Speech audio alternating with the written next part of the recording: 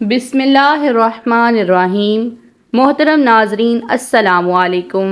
میں آج اس ویڈیو میں قوم لوط پر اللہ کے عذاب کا واقعہ بیان کروں گی۔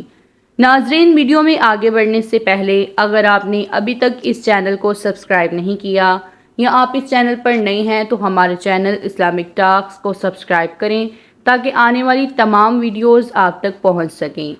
ناظرین، حضرت لوط علیہ السلام اللہ کے ایک برگزیدہ نبی تھے۔ آپ حضرت ابراہیم علیہ السلام کے دور زمانہ میں اہل سدوم کی رہنمائی کے لیے نبوت کے منصب پر فائز ہوئے۔ سدوم کے آس پاس 5 نہایت ہی خوبصورت شہر آباد تھے۔ یہ علاقے نہایت ہی سرسبز و شاداب اور قدرت کی فیاضی کا حسین شاہکار تھے۔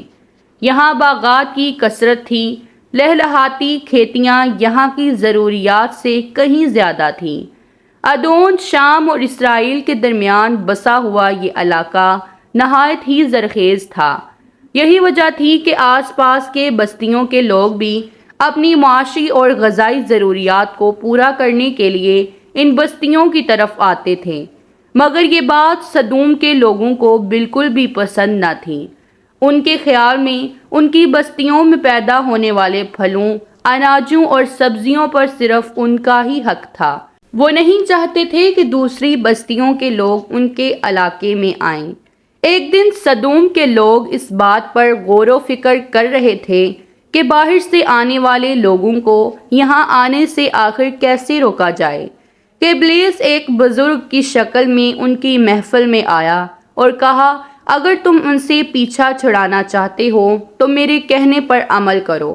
ابلیس نے کہا کہ اگر تم ان بستیوں کے لوگوں سے نجات چاہتے ہو جو تمہاری بستی میں آ جاتے ہیں تو ایسا کرو کہ جب بھی کوئی شخص تمہارے علاقے میں آئے تو تم لوگ زبردستی اس کے ساتھ اپنی خواہش پوری کرو۔ اسی طرح یہ لوگ اس بستی میں آنا چھوڑ دیں گے۔ پھر اہل سدوم نے اس فعل بد کو اپنا پیشہ بنا لیا۔ اپنی نفسانی خواہشات کے لیے مردوں سے بدفعلی اس قوم کا دستور بن گیا تھا۔ یہاں بے حیائی عام ہو گئی تھی۔ حکمران، سردار، رؤسا، ہر طبقے میں گھر گھر یہ عمل پھیل گیا۔ بڑی محفل میں یہ لوگ اس فحاشی کے کام کو کر کے خوش ہوتے تھے۔ تلمود میں لکھا ہے کہ اہل سدوم اپنی روزمرہ کی زندگی میں سخت ظالم، دھوکے باز اور بد معاملہ تھے۔ کوئی مسافر ان کے علاقے سے باخیریت نہ گزر سکتا تھا۔ کوئی غریب ان کی بستیوں سے روٹی کا ایک ٹکڑا نہ پا سکتا تھا۔ کئی بار ایسا ہوتا تھا کہ باہر کا آدمی ان کے علاقے میں پہنچ کر فاقوں سے مر جاتا اور یہ اس کے کپڑے اتار کر اس کی لاش کو برہنہ دفن کر دیتے۔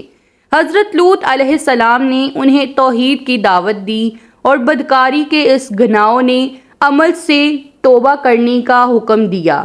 حضرت لوط علیہ السلام نے کہا، تم بے حیائی کیوں کرتے ہو؟ کیا تم عورتوں کو چھوڑ کر لذت حاصل کرنے کے لیے مرد کی طرف مائل ہوتے ہو؟ حقیقت یہ ہے کہ تم احمق لوگ ہو۔ حضرت لوط علیہ سدوم کو دن رات واعظ و نصیحت کیا کرتے، لیکن قوم لوط پر اس کا کوئی اثر نہ ہوتا، بلکہ وہ بہت فخریہ انداز میں یہ کام کرتے تھے۔ انہیں حضرت لوط علیہ السلام کا سمجھانا بھی بہت برا لگتا تھا، لہٰذا انہوں نے صاف صاف کہہ دیا کہ اگر تم ہمیں اسی طرح برا کہتے رہے اور ہمارے کاموں میں مداخلت کرتے رہے تو ہم تمہیں اپنے شہر سے نکال دیں گے۔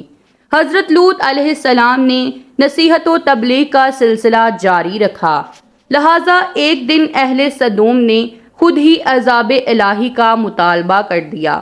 اللہ تعالیٰ نے اب تک ان کے اس بدترین فحاشی اور بدکاری کو ڈیل دے رکھی تھی، لیکن جب انہوں نے حضرت لوط علیہ السلام سے ایک دن کہا کہ اگر تم سچے ہو تو ہم پر عذاب لے آؤ، لہٰذا ان پر عذاب الہی کا فیصلہ ہو گیا۔ اللہ نے اپنے خاص فرشتوں کو دنیا کی طرف روانہ کر دیا۔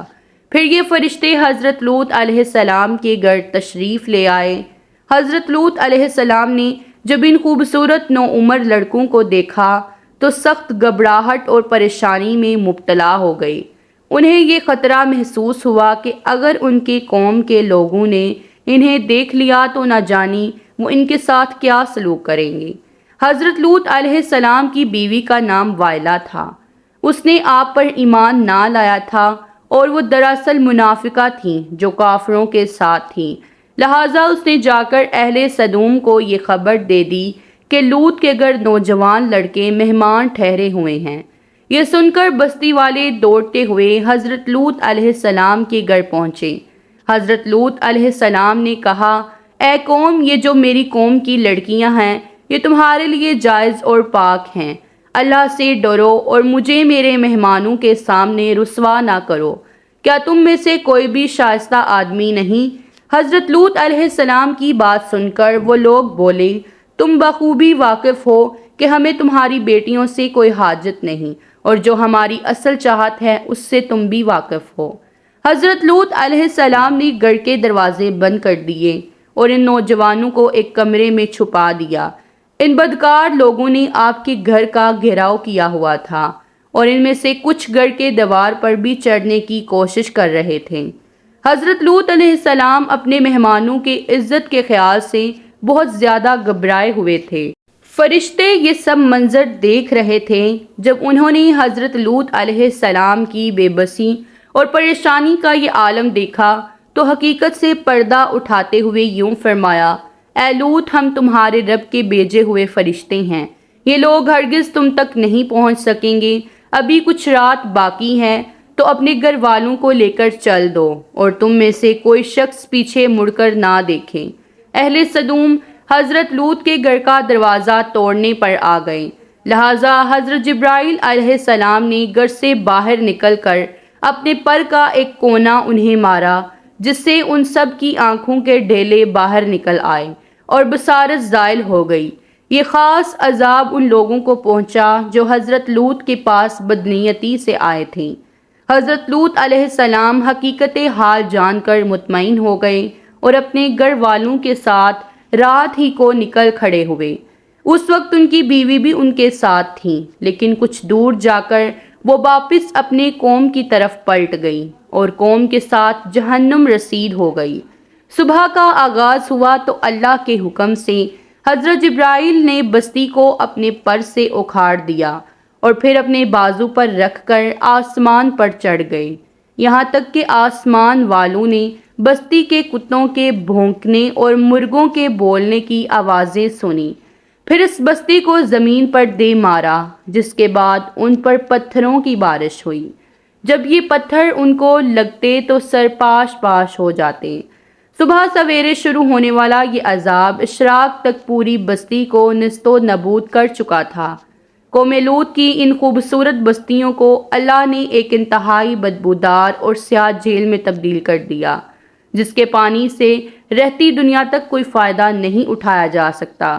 سمندر کے اس خاص حصے میں کوئی جاندار مچھلی، مینڈک وغیرہ زندہ نہیں رہ سکتے، اس لیے اسے ڈیڈ سی یعنی بحیرہ مردار کہا جاتا ہے، جو اسرائیل اور اردن کے درمیان واقع ہے۔ امید کرتی ہوں ناظرین کہ آپ سب کو یہ ویڈیو ضرور پسند آئی ہوگی۔ ویڈیو پسند آئے ہو تو ویڈیو کو لائک کریں، شیئر کریں اور چینل کو سبسکرائب کریں۔ اللہ حافظ۔